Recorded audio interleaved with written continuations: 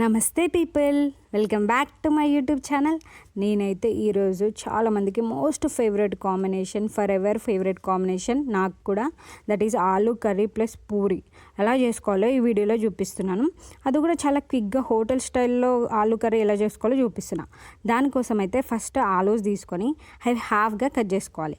Cut చేసుకున్న తర్వాత అవి కుక్కర్లో యాడ్ చేసుకొని కొంచెం 1 స్పూన్ ఆఫ్ సాల్ట్ కూడా వేసుకొని ఒక 3 to 4 విజిల్స్ వచ్చేంత వరకు బాయిల్ చేసుకోవాలి.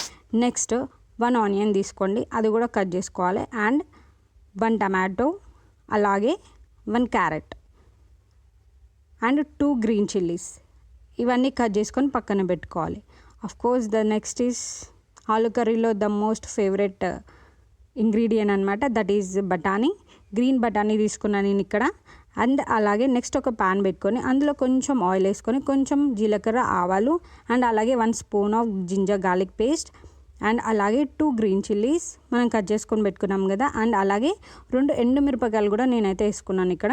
అండ్ నెక్స్ట్ కట్ చేసుకున్న onion, carrot and 1 spoon of పసుపు వేసి అండ్ టమాటో కూడా యాడ్ చేసిన తర్వాత అలాగే మన గ్రీన్ బఠానీ కూడా యాడ్ చేసుకొని ఇవన్నీ మంచిగా కుక్ చేసుకోవాలి.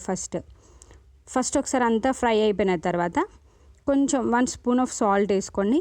అండ్ అలాగే 1 spoon of red chilli powder చూసేసుకోండి, ఎందుకంటే ఆల్రెడీ గ్రీన్ చిల్లీ కూడా మనం యూజ్ చేసాం కాబట్టి. సో ఇదంతా కూడా మంచిగా కుక్ చేసుకోవాలి, మొత్తం ఫ్రై అయిపోవాలి అన్నీ.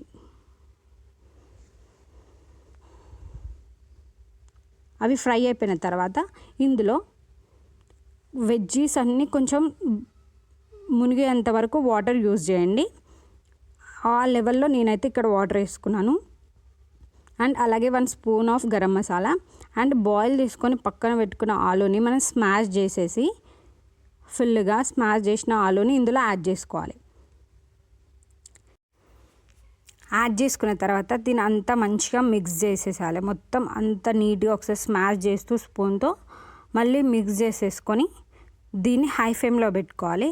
కొంచెం కరివేపాకు అండ్ కొత్తిమీర యాడ్ చేయండి, మీ దగ్గర ఏది ఉంటుంది, లేకపోయినా ఆప్షనల్. ఇదంతా యాడ్ చేస్తే కొంచెం ఫ్లేవర్స్ ఇంకా ఎక్కువ బాగుంటాయి, జస్ట్ అంతే.